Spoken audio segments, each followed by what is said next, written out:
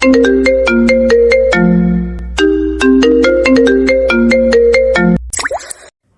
বউ, ঘুম থেকে ওঠো না, সকাল হয়ে গেছে তো। অনেকক্ষণ আগে বেলা 10টা বেজে গেছে, সবাই কি মনে করবে? আরে জামাই, এমন করো না তো। জীবনে এই প্রথম শান্তি মতো একটা ঘুম দিয়েছি, আর এই ঘুম কি এত তাড়াতাড়ি ভাঙবে নাকি? কেউ ডাকাডাকি করতে আসলে বলে দিও আমি এখন ঘুম থেকে উঠবো না, আমি টানা 3-4 দিন ঘুমাবো। এই কথা বলে নদী আয়নকে আরো শক্ত করে জড়িয়ে ধরে শুয়ে পড়ে। আর এদিকে ঠিক এই মুহূর্তে দরজায় কেউ একজন নক করতে থাকে। আয়ন তখন আবারও নদীকে বলতে থাকে, আরে এই বউ, ঘুম থেকে ওঠো না, দেখো সেই কখন থেকে ডাকাডাকি করছে। সবাই মনে হয় নাস্তার টেবিলে অপেক্ষা করছে। তুমি তাড়াতাড়ি ঘুম থেকে ওঠো আর ফ্রেশ হয়ে আসো। থুরবাল, ভালো লাগে না, বললাম তো আমি এখন ঘুম থেকে উঠবো না। এত বছর পর একটা জামাই পেয়েছি, আর তাকে জড়িয়ে ধরে যে না একটা ঘুম দিয়েছি, অমনি রাত শেষ হয়ে যেতে হলো। আচ্ছা, তুমি আমার একটা কথার উত্তর দাও। আমি তোমার জামাই, আমি তো তোমাকে ফেলে কোথাও চলে যাচ্ছি না, বা আমাদের সম্পর্ক তো আর শেষ হয়ে যাচ্ছে না। তাহলে এরকম করার মানেটা কি?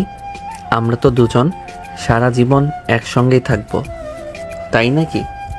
দেখো, আমি কোনো কথা শুনতে চাই না। আমি যেটা বলেছি সেটাই করব। আমি এখন কোনোভাবেই ঘুম থেকে উঠবো না, আর সেই সঙ্গে তুমিও আমার সঙ্গে বিছানায় শুয়ে থাকবে আর আমার সঙ্গে ঘুমাবে। আরে আমি বুঝতে পারছি না তোমার মাথায় সমস্যা নাকি অন্য কিছু। সবাই সেই কখন থেকে ডাকাডাকি করছে, এদিকে বেলা 10টা বেজে গেছে, এখনও তোমার ঘুম ভাঙার কোনো নাম গন্ধ নেই। তাছাড়া তুমি কি ভুলে গেছো নাকি আজ আমাদের রিসিপশনের অনুষ্ঠান? তোমাদের বাড়ি থেকে অনেক মেহমান আসবে। মেহমানকে এখানে আসতে হবে কেন? তুমি ওদেরকে ফোন দিয়ে মানা করে দাও তাড়াতাড়ি না এখানে না আসে। এখানে তাদেরকে আসতে হবে না। আমার এখন ঘুমানোর সময়, আমি ঘুমাবো। আমি 3-4 দিনের মধ্যে ঘুম থেকে উঠবো না। ঠিক তখনই দরজার বাইরে থেকে আয়নের আম্মু বলতে থাকে, কিরে আয়ান, কি হলো? এখনো ঘুম থেকে উঠছিস না কেন? তাড়াতাড়ি ঘুম থেকে উঠ। সবাই নাস্তার টেবিলে তোদের দুজনের জন্য অপেক্ষা করছে। তাছাড়া বেলা তো অনেক হয়ে গেল, একটু পরেই তো আবার তো শ্বশুর বাড়ি থেকে মেহমান আসা শুরু করে দেবে। আম্মু, তুমি এসব কথা আমাকে কেন বলছো? তোমার বৌমাকে তো আমি কোনোভাবেই বিছানা থেকে উঠাতে পারছি না। সে নাকি এখন ঘুম থেকে উঠবে না, উল্টে আমাকে বলে দিয়েছে আমি যেন ফোন করে ওদেরকে এখানে আসতে মানা করে দেই। তার নাকি এখন ঘুমানোর সময়, সে এখন কোনোভাবেই ঘুম থেকে উঠবে না। আরে এগুলো কোন ধরনের পাগলামি? তো সেটাই বুঝতে পারছি না। বাড়িতে কত শত মেহমান, সবাই তোদের সঙ্গে একসঙ্গে নাস্তা করবে বলে অপেক্ষা করে আছে। তাড়াতাড়ি ফ্রেশ হয়ে নিচে আয় বলছি। এই বলে আয়নের আম্মু সেখান থেকে চলে গেল। আর এইদিকে আয়ন তখন আবারও নদীকে ঘুম থেকে তোলার জন্য ডাকতে লাগলো। এই বউ, বউ কি হলো? তাড়াতাড়ি ঘুম থেকে উঠো। তুমি দেখতে পাচ্ছ না সবাই আমাদের জন্য অপেক্ষা করছে? ধুর, ভাল লাগে না। আমাকে একটু শান্তি মতো ঘুমাতেও দিল না। কেন যে বিয়েটা করেছিলাম, এখন তো সেটাই বুঝতে পারছি না। আমিও তো সেটাই বলছি, তুমি কেন আমাকে বিয়েটা করলে? আমি তো বলছিলাম আমাকে বিয়ে করার কোনো প্রয়োজন নেই। তোমার মা বাবা যার সঙ্গে তোমার বিয়ে ঠিক করেছে, তুমি তাকেই বিয়ে করে নাও। কিন্তু তুমি তো আমার কোনো কথা শুনলে না। আমাকে তুমি একরকম ব্ল্যাকমেল করে তারপরেই বিয়ে করেছো। বেশ করেছি, তোকে ব্ল্যাকমেল করে বিয়ে করেছি। তোকে আমি সেই ছোটবেলা থেকে পছন্দ করতাম, তাহলে তোকে বিয়ে করতাম, নয়তো কি পাড়ার ছেলেকে ধরে এনে বিয়ে করতাম নাকি? যা, এখন একটা কাজ কর, আগে ঘুম থেকে উঠে আমার জন্য 1 কাপ চা বানিয়ে নিয়ে আয়। আমার বেডটি খাওয়ার অভ্যাস আছে। আরে তোমার মাথা খারাপ হয়ে গেছে নাকি? এখন আমি গোসল না করে রুম থেকে বের হব? ড্রয়িং রুমে কত মেহমান, এখন যদি আমি রান্নাঘরে যাই তাহলে সবাই কি মনে করবে? এটা একবার ভেবে দেখেছো? এই হারামজাদা, একদম চটকনা মেরে তোর সব কটা দাঁত ফেলে দিব, বলে দিলাম। তোকে যেটা বলেছি সেটাই করবি। এক্ষুনি আমার জন্য চা বানিয়ে নিয়ে আসবি। তখনই আয়ন ছোট বাচ্চাদের মতো কান্না করে দেয়। আর তারপরেই বলতে থাকে, আরে তুমি এসব কি শুরু করেছো আমার সঙ্গে? আমি তোমার জামাই লাগি, এই কথা কি তুমি ভুলে গেছো নাকি? হ্যাঁ, আমি এটা খুব ভালো করেই জানি তুই এখন আমার জামাই লাগবি। তা না হলে এতক্ষণে 2টা থাপ্পড় দিয়ে তোকে বলতাম আমার জন্য চা বানিয়ে নিয়ে আসতে। তোমার দুঃসাহস দেখে আমি অবাক না হয়ে পারছি না। তুমি তোমার জামাইয়ের গায়ে হাত তুলবে? যদি আমার জামাইকে আর আমি করে, তাহলে আমাকে সেটাই করতে হবে। এটা ছাড়া তো আর আমার সামনে কোনো পথ খোলা থাকবে না। বাই দ্য ওয়ে, তাড়াতাড়ি যাও, আমার জন্য চা বানিয়ে নিয়ে আসো। এই বলে নদী আবারও কম্বল মুড়ি দিয়ে বিছানায় শুয়ে পড়ল। আর এদিকে আয়ন কোনো উপায়ন্তর না দেখে দরজা খুলে সোজা কিচেনের দিকে পা বাড়াচ্ছিল। তখনই আয়নের আম্মু সেটা দেখে ফেলে। তিনি আয়নকে বলতে থাকেন, কিরে আয়ান, কি হয়েছে তোর? তুই কিচেনের দিকে যাচ্ছিস কেন? তোকে না বললাম নদীকে নিয়ে একসঙ্গে ডাইনিং টেবিলে আসতে, সবাই মিলে একসঙ্গে নাস্তা করব। ওই যে সবাই বসে আছে। তখনই আয়ন একদম কান্না করে দিয়ে বলতে লাগলো, আম্মু, সবই আমার কপালের দোষ। কেন যে তোমাদের কথাই তোমার ভাইয়ের মেয়েকে বিয়ে করতে গিয়েছিলাম সেটা আল্লাহই ভালো জানে। এত কাহিনী না করে কি হয়েছে সেটা তো আমাকে বলবি, তাই নয় কি? আরে সকালবেলা ঘুম থেকে উঠে কই আমাকে চা বানিয়ে দিবে, সেটা না করে আমাকে পাঠিয়েছে তার জন্য চা বানিয়ে নিয়ে যেতে। কি কপাল আমার সেটাই বুঝতে পারছি না। বলেছে তো কি হয়েছে, কি এমন মহাভারত অশুদ্ধ হয়ে গেল তোর কাছে? তো শুধু একটু চা খেতে চেয়েছে। যা তাড়াতাড়ি করে চা বানিয়ে রুমে নিয়ে যা, তারপর নদীকে বল ফ্রেশ হয়ে খাবার টেবিলে আসতে। এই বলে আয়নের আম্মু সেখান থেকে চলে গেল। আর এদিকে আয়ন নিজের কপাল চাপড়াতে চাপড়াতে কিচেনের দিকে পা বাড়াল। কিচেনে গিয়ে আয়ন কোনো কিছুই খুঁজে পাচ্ছিল না। কোথায় চাপাতি রাখা আছে, কোথায় চিনি রাখা আছে, কিছুই খুঁজে পাচ্ছিল না, কারণ সে জীবনে কোনোদিন কিচেনে আসেনি। আর এদিকে আজ তার আম্মু একদম লাপাত্তা হয়ে গেছে। অবশেষে আয়ন চাপাতি খুঁজে পেল। চুলায় গরম পানি বসি তাতে চাপাতি দিল, কিন্তু চিনি কোথায় পাবে সেটাই ভেবে পাচ্ছিল না। অনেক খোঁজাখুঁজির পর একটা বয়াম খুঁজে পেল যেটাতে চিনির মতো কিছু রাখা ছিল। তখন আর কোনো কিছু চিন্তা না করে সেটা থেকে খানিকটা নিয়ে চায়ে ঢেলে দিল, আর তারপরে সেটা নিয়ে রুমে চলে গেল। রুমে গিয়ে তারপর সেটা নদীর হাতে তুলে দিল আর বলতে লাগলো, মামার বেটি, এ নেন চা খেয়ে আমাকে উদ্ধার করেন। নদী তখন মুচকি এসে আয়নের হাত থেকে চায়ের কাপটা নিল আর তারপরেই বলতে লাগলো, এটা আদৌ খাওয়া যাবে? আমি তো সেটাই চিন্তা করছি, কারণ আমি যত দূর জানি তুই কখনো রান্নাঘরে যাসনি। তাহলে আজ আমার জন্য চা বানিয়ে নিয়ে আসলি কিভাবে? যেখানে এটা তুমি খুব ভালো করেই জানতে, আমি কোনোদিন রান্নাঘরে যাইনি। রান্না করে কোথায় কি থাকে না থাকে সেই সব কিছু সম্পর্কে আমার বিন্দুমাত্র কোনো আইডিয়া নেই। আর সেখানে তুমি আমাকে পাঠিয়েছো চা বানিয়ে নিয়ে আসার জন্য। এখন যা হয়েছে খেয়ে নাও। তখন নদী আর কোনো কথা না বলে চায়ের কাপে একটা চুমুক দিল আর অমনি ওয়াক্থু, তুমি এটা কি বানিয়েছো? চা নাকি বিষ? আরে এসব তুমি কি বলছো? আমি তোমার জন্য বিষ বানাতে যাব কেন? তুমি আমার 10টা না 5টা না একটা মাত্র আদরের লক্ষ্মীমন্তর বউ, তাও আবার আমার মামার বেটি। তোমাকে বিষ দিয়ে মারার মতো সাহস আর সাধ্য কোনোটাই আছে নাকি আমার? ও আচ্ছা, তাই বুঝি। আমাকে বিষ খাইয়ে মেরে ফেলার সাধ্য যদি তোমার কাছে থাকে তাহলে তুই সেটা করতি, তাই না? আস্তাগফিরুল্লাহ, আস্তাগফিরুল্লাহ। এসব তুমি কি বলছো? তোমাকে আমি কেন মারবো? তোমার কি মাথা খারাপ হয়ে গেছে নাকি? আমি তো সেটাই বুঝতে পারছি না। হ্যাঁ, এতক্ষণ ধরে আমিও মনে মনে এটাই ভাবছিলাম, আমার কি সত্যি সত্যি মাথা খারাপ হয়ে গেল নাকি। কিন্তু এখন দেখতে পাচ্ছি আমি সম্পূর্ণ ভুল। মাথা তোর খারাপ হয়ে গেছে, কারণ তুই চায়ে চিনির বদলে নুন দিয়েছিস। এটা শুনে আর নিজের জিভে কামড় দিল আর তারপরে নদীকে বলতে লাগলো, I am so sorry dear, আমি বুঝতে পারিনি। তুমি তো জানো আমি কখনো রান্না করে চাইনি, রান্নাঘরে কোথায় কি থাকে না থাকে সেই সব আর কিছুই জানি না। আমি তো দেখলাম চিনির মতোই দেখতে ছিল, তাই তো খানিকটা দিয়েছিলাম। আরে হাদারাম, তুই রান্নাঘরে কোনোদিন যাসনি সেটা না হয় মানলাম, কিন্তু তাই বলে কোনটা চিনি আর কোনটা লবণ সেটা বুঝতে পারবি না নাকি? I am so sorry.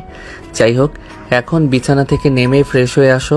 আম্মু সে কখন থেকে আমাদেরকে ডাকছে নাস্তা টেবিলে যাওয়ার জন্য। সবাই আমাদের জন্য অপেক্ষা করছে। আমি ফ্রেশ হতে গেলাম, তুমি তোমার জামা কাপড় নিয়ে চলে এসো। এই বলে আয়ন টাওয়াল নিয়ে ওয়াশরুমে ঢুকে গেল। আর কিছুক্ষণ পরেই নদী বিছানা থেকে নেমে ব্রাশ করতে করতে ওয়াশরুমে ঢুকে যায়। তখনই নিজের কাপড় চেঞ্জ করছিল। তখনই নদী ওয়াশরুমে ঢুকে পেছন থেকে আয়নের কোমরে একটা চিমটি কাটে। তখনই আয়ন আহ বলে একটা চিৎকার দিয়ে ওঠে। আহ, এটা তুমি কি করলে? তুই আমাকে তোর বডিটা দেখাচ্ছিস, তাই তোর বডিটা একটু চেক করে দেখে নিলাম খাঁটি নাকি ভেজাল আছে। তাই বলে তুমি আমাকে এভাবে চিমটি দিবে? আমার কোমরটা তো একদম ছিলে গেল, মনে হয় রক্ত বের হয়ে গেছে। তখনই নদী একটা ধমক দিয়ে বলতে থাকে, একদম ন্যাকামি করবি না, চুপচাপ এক্ষুনি ওয়াশরুম থেকে বের হও, আমি ফ্রেশ হব। অ্যান্ড তখন আর কোনো কথা না বলে তাড়াতাড়ি করে ওয়াশরুম থেকে বের হয়ে গেল, কারণ সে খুব ভালো করে জানে সে ওয়াশরুমে যতক্ষণ দেরি করবে অ্যান্ড তার থেকে আরও 3 গুণ বেশি দেরি করবে, তাই তাড়াতাড়ি এখান থেকে বের হয়ে চলে যাওয়াটাই বুদ্ধিমানের কাজ। অ্যান রুমে এসে জামা কাপড় পরে নেয়, আর এদিকে ততক্ষণে নদীও ফ্রেশ হয়ে রুমে চলে আসে, আর তারপর দুজনে নাস্তা টেবিলে চলে যায়। নাস্তা শেষ হতে আয়নের আম্মু নদীকে বলতে লাগলো, নদী কিছুক্ষণ পরেই মেহমানরা আসতে শুরু করবে। আমার খাটের ওপর কিছু জুয়েলারি রাখা আছে, ওগুলো ডেলিভারি হতে একটু দেরি হয়ে গেছিল, তাই বিয়েতে দেওয়া হয়নি। রিসেপশনের অনুষ্ঠানের জন্যই বানানো হয়েছে। তুমি গহনাগুলো নিজের রুমে নিয়ে যেও আর তাড়াতাড়ি করে রেডি হয়ে নিও। আচ্ছা ফুপি, ঠিক আছে, আমি রেডি হয়ে নিব। নদীর মুখে ফুপি ডাকটা শুনে উপস্থিত সবাই অবাক হয়ে গেল, আর তখনই আয়নের আম্মু নদীকে উদ্দেশ্য করে বলতে লাগলো, আরে মেয়ে বলে কি আমি তোর শাশুড়ি হই? আমাকে বা আম্মু বলে ডাকবে। কিন্তু আমি তো সেই ছোটবেলা থেকেই তোমাকে ফুপি বলে ডাকতেই অভ্যস্ত, এখন আমি আম্মু ডাকবো কি করে?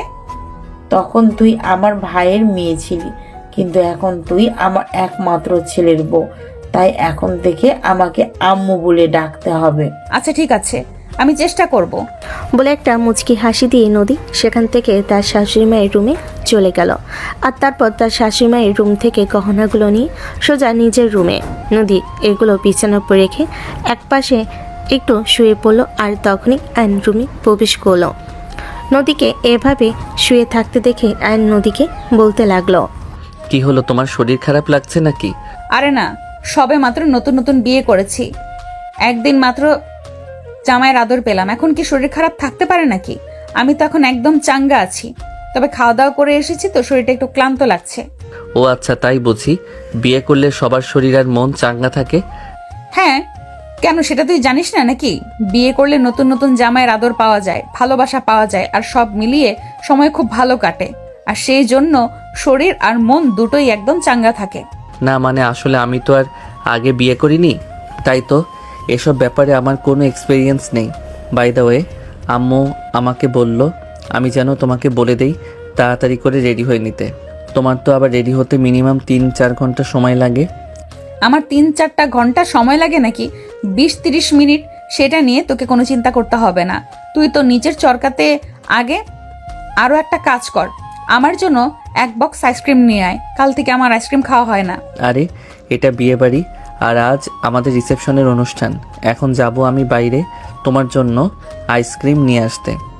হ্যাঁ যাবি তো, কি হয়েছে, এখনই যা, আমার জন্য তাড়াতাড়ি আইসক্রিম নিয়ে আয়। অ্যানের এদিকে তখন একদম কান্না করে দিতে ইচ্ছে করছে, সে কোনোভাবে আর নিজেকে সামাল দিতে পারছে না, তাই সে নদীকে বলতে লাগলো, আচ্ছা এগুলো তুমি কোন ধরনের অত্যাচার আমার উপর শুরু করেছো? আমি তো সেটাই বুঝতে পারছি না, আমার উপর এভাবে অত্যাচার করার কারণটা কি?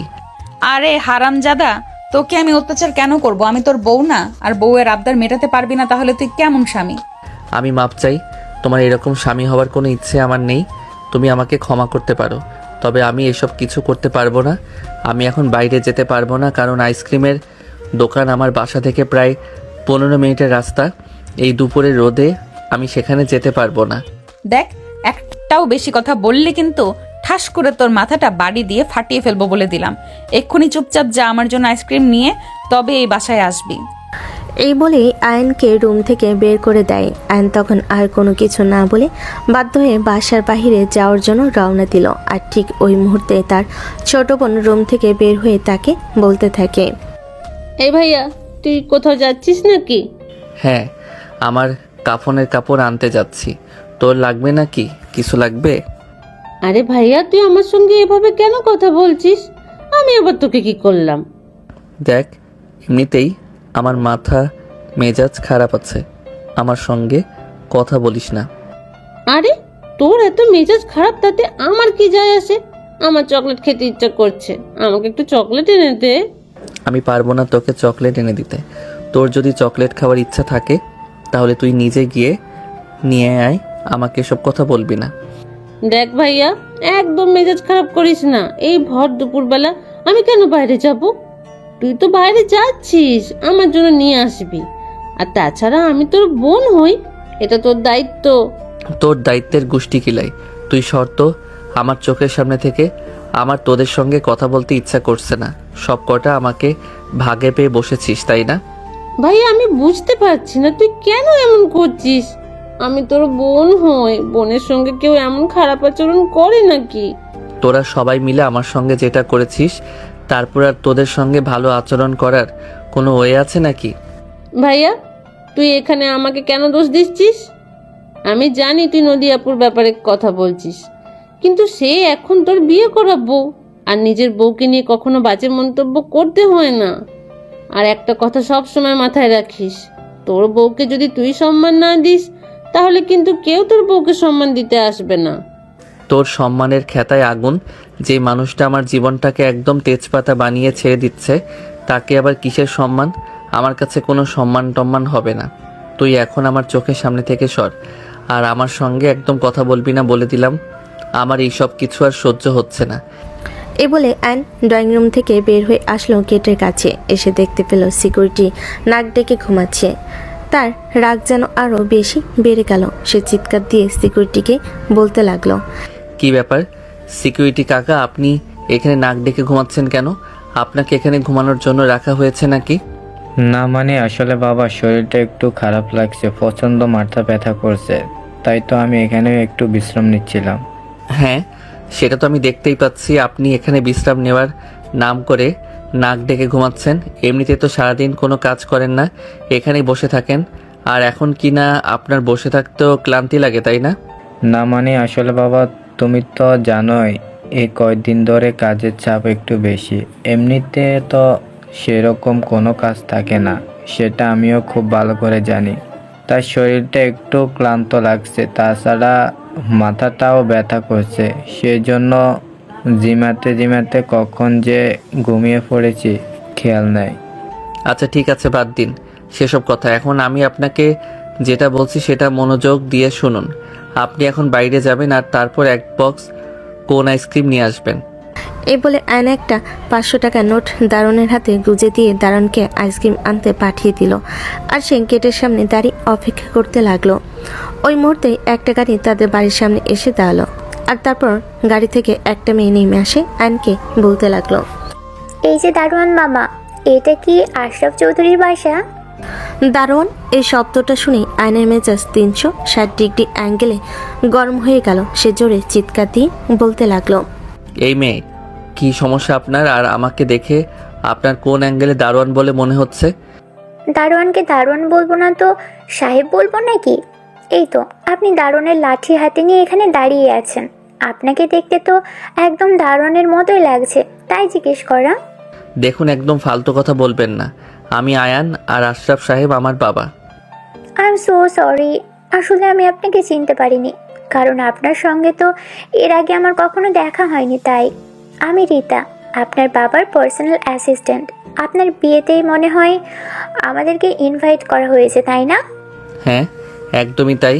কিন্তু আপনি এত আগেভাগে চলে এসেছেন কেন? আপনাদের বাড়িতে কি সকালের খাবার রান্না করা হয়নি নাকি? রীতা তখন অনেকটা লজ্জা পেয়ে গেল আর বলতে লাগলো, না মানে আসলে আপনার বাবা আমাকে ফোন দিয়ে বললেন আমি যেন একটু আগেই চলে আসি, ওনার কি যেন কাজ আছে সেটা আমাকে করতে হবে, আর অফিসের কিছু ফাইল আছে দুপুরের মধ্যেই সাবমিট করতে হবে, সেগুলোতে আপনার বাবা সাইন লাগবে। তাহলে এখানে দাঁড়িয়ে আছেন কেন? নাকি আমার মতো হ্যান্ডসাম ছেলে দেখে আমার সঙ্গে লাইন মারতে ইচ্ছে করছে? আরে স্যার, এসব আপনি কি বলছেন? আপনি আমাদের বসের ছেলে, ভবিষ্যৎ বস, তার উপর আবার আপনার বিয়ে হয়ে গেছে, আমি কেন আপনার সঙ্গে লাইন মারতে যাব? সব কিছু যখন জানেন তখন এখানে দাঁড়িয়ে থেকে ফালতু টাইম ওয়েস্ট না করে আমার চোখের সামনে থেকে সরে যান। এমনিতেই মেজাজ খারাপ আছে, এমন কিছু করবেন না যাতে সবটা আপনার উপর ঢেলে দেয়। আয়নের কথা শুনেই রীতা খুব ভালোভাবে বুঝতে পারলো আয়ন প্রচণ্ড পরিমাণে রেগে আছে। তাই রীতা তার সঙ্গে আর কোনো কথা না বলে বাড়ির ভিতর ঢুকে গেল। বাড়ির ভিতরে প্রবেশ করে রীতা আশরাফ সাহেবের রুমটা কোন দিকে সেটা কাজের মেয়েটার থেকে জিজ্ঞাসা করে তারপরেই সুজার রুমের ভিতর চলে যায়। দরজায় দাঁড়িয়ে নক করে। আসসালামু আলাইকুম স্যার, আমি রীতা, আমি ভিতরে আসতে পারি? হ্যাঁ রীতা, ভিতরে এসো, আমি তোমার জন্য অপেক্ষা করছিলাম। বাড়িতে আজ অনেক কাজ পড়ে আছে, কিন্তু অফিসের কাজের কথা তো ভুলে গেলে চলবে না। তাই অফিসের কাজ শেষ করে তারপরেই বাড়ির কাজে হাত দেব।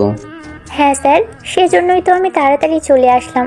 আপনি ফাইলে সাইন করে দিলেই আমি সেগুলো সাবমিট করব। আর তারপর তো আপনার ছেলের বিয়ের দাওয়াত খেতে আসবো।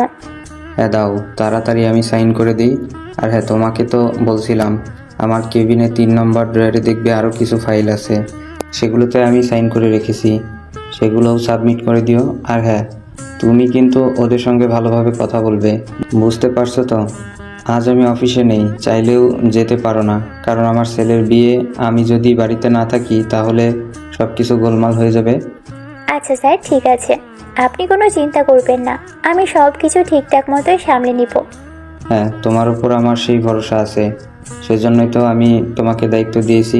তা না হলে তো এই কাজটুকু একটু কষ্ট হলেও আমাকেই করতে হতো। বাই দ্য ওয়ে, তুমি মনে হয় সকালে নাস্তা করে আসোনি। আমি কাজের মেয়েকে বলে দিয়েছি, সে তোমার জন্য নাস্তা রেডি করে রেখেছে। তুমি কিন্তু নাস্তা করে তারপর যাবে। আচ্ছা স্যার, ঠিক আছে, ধন্যবাদ আপনাকে। এই বলে রিতা আয়নের বাবার থেকে সবগুলো ফাইল সাইন করিয়ে নিল এবং তারপর ড্রয়িং রুমে আসতে না আসতেই কাজের মেয়েটা রিতাকে নাস্তার টেবিলে ডেকে নিল আর নাস্তা শেষ করে বাসা থেকে বের হয়ে চলে গেল। অফিসে গিয়ে রিতা প্রথমে আয়নের বাবার কেবিনে গেল, তারপর তার ফাইলগুলো নিয়ে চলে গেল ক্লায়েন্টদের সঙ্গে দেখা করতে। তাদের সঙ্গে আয়নের বাবার হয়ে সমস্ত কথা বলল এবং ফাইনাল করে তাদেরকে বিদায় দিয়ে অফিসে চলে আসলো। অফিসে এসে আয়নের বাবাকে ফোন করে আর তারপর বলতে থাকে, স্যার, সব কাজ কমপ্লিট হয়ে গেছে, আমরা এই কাজটা পেতেই চলেছি। আর আমরা যদি এই কাজটা সফলভাবে করতে পারি তাহলে আমাদের কোম্পানির প্রায় 50 কোটি টাকার মতো লাভ হতে পারে। সত্যি বলছো? তুমি তাহলে এটা আমাদের কোম্পানির রেকর্ড হয়ে যাবে, কারণ এতদিন পর্যন্ত আমরা যত বায়ারদের সঙ্গে কাজ করেছি সর্বোচ্চ হলে আমাদের কয়েক কোটি টাকা লাভ হয়েছে, কিন্তু তাই বলে এবার একসাথে 50 কোটি টাকার উপরে। হ্যাঁ স্যার, আমি একদম ঠিক কথাই বলছি। তারা আমাদের থেকে উচ্চ মূল্যের এই প্রোডাক্টগুলো নিতে চাইছে এবং আমি তাদেরকে সমস্ত প্রেজেন্টেশন দেখিয়েছি। তারা সব কিছু দেখে তারপর এই অর্ডার কনফার্ম করেছে। আচ্ছা ঠিক আছে, কোনো সমস্যা নেই। তুমি একটা কাজ করো, মার্কেটিং ম্যানেজারকে আমার সঙ্গে একটু কথা বলিয়ে দিও। আর তুমি আসার সময় অ্যাকাউন্ট থেকে তাহলে 10-12 লক্ষ টাকা নিয়ে এসো। স্যার, আপনি এখন টাকা দিয়ে কি করবেন আমি তো সেটাই বুঝতে পারছি না। রিতা, আমার ব্যাপারে প্রশ্ন করা কিন্তু একদম পছন্দ করি না। আমি তোমার বস হই, আমি টাকা দিয়ে কি করব সেই কৈফিয়ত নিশ্চয়ই তোমার কাছে দিতে হবে না আমাকে। স্যার, আমি আসলে আপনাকে ব্যাপারটা সেভাবে বলিনি। আসলে কথা হলো এটা যে আজ আপনার ছেলের বিয়ে, কিন্তু এতগুলো টাকা কেন লাগবে তাই জিজ্ঞেস করলাম। রিতা, তুমি মনে হয় ভুলে গেছো আমার ছেলের বিয়ে, তাই আমার ছেলের বিয়েতে কোনো কমতি আমি রাখতে চাই না। তাছাড়া আমি কিন্তু এখনও আমার পুত্রবধূকে কোনো গিফট করিনি। এটা দিয়ে আমি আমার পুত্রবধূকে একটা গিফট করব। অনলাইনে আমি একটা অর্ডার করেছি, সেটার ক্যাশ অন ডেলিভারি, তাই টাকার আমার লাগবে। আচ্ছা স্যার, ঠিক আছে, কোনো সমস্যা নেই। আমি কিছুক্ষণের মধ্যেই টাকা নিয়ে আপনার বাড়িতে পৌঁছে যাব। এই বলে রিতা ফোন রেখে দিল আর তারপরে অ্যাকাউন্ট সেকশনে গিয়ে এমডি স্যারের কথা বলে সেখান থেকে 12 লাখ টাকা নিয়ে নিল। আর তারপরেই আবারও সেটা নিয়ে আয়নদের বাড়ির উদ্দেশ্যে রওনা দিল। অপরদিকে আয়ন যখন সিকিউরিটি গার্ডকে দিয়ে আইসক্রিম নিয়ে বাসার ভিতর প্রবেশ করছিল তখনই আবারও তিশা তার সামনে এসে দাঁড়ায় আর হাতে আইসক্রিমের বক্স দেখে সেটা চিনে নিল আর বলতে লাগলো, আরে ভাইয়া, তুই তো বড্ড হিংসুটে হয়ে গেছিস। আমি বললাম আমাকে চকলেট এনে দেওয়ার জন্য, কিন্তু সেটা তুই আমাকে এনে দিলি না। আর এখন এক বক্স আইসক্রিম নিয়ে সোজা নিজের রুমের ভেতর ঢুকে যাচ্ছিস নিজের বউকে নিয়ে মজা করে খাবি বলে। কিন্তু আমি থাকতে কি সেটা হতে দিতে পারি বল? দেখো, এখন কিন্তু একদম বেশি হয়ে যাচ্ছে। আমি আইসক্রিম খাই না, সেটা তুই খুব ভালো করে জানিস, কারণ আমার ঠান্ডা লেগে যায়। আমার বউ এগুলো খাবে, দিয়ে দে এগুলো। ও মা, তখন তো বিয়ে করতে চাইছে, আমাদেরকে কত কথা শোনাচ্ছিলে। একটু আগেও আমাকে কত কথা শুনিয়ে গেছে। এখন কিনা বউয়ের জন্য দরদ উতলে উতলে পড়ছে। দেখ, একদম মেজাজ খারাপ করিস না, বলে দিলাম। এমনিতেই মেজাজ খারাপ আছে, এখন কিন্তু একদম থাপ্পড় মেরে তোর সব কটা দাঁত ফেলে দিব। আমাকে মেজাজ দেখিয়ে কোনো লাভ নেই মাই ডিয়ার ভাই। আমি তো এখন তোকে এই আইসক্রিম দেব না। আমার আইসক্রিম খেতে ইচ্ছে করছে, এখন এই আইসক্রিমগুলো আমি খেয়ে নেব। এখন তুই তোর বউয়ের জন্য আবার গিয়ে আইসক্রিম নিয়ে তারপর বাসায় আয়। আমি তো তখন তোকে বলেছিলাম আমার জন্য চকলেট নিয়ে আসতে। তুই যদি আমার জন্য চকলেট নিয়ে আসতি তাহলে তোকে এই দিন দেখতে হতো না। আমি তোর বউয়ের আইসক্রিমের ভাগ বসাতামই না, কিন্তু এখন এই পুরোটাই আমার। এখন থেকে যেটা আনবি বাসায় দুটো করে নিয়ে আসবি, একটা তোর বউয়ের আর একটা আমার। দেখ, ভালো হবে না বলছি, দিয়ে দে ওটা আমাকে, তা না হলে কিন্তু আমি আম্মুর কাছে তোর নামে বিচার দেব। সেটা তুমি করতেই পারো, কিন্তু তাতে কোনো লাভ হবে বলে মনে হয় না।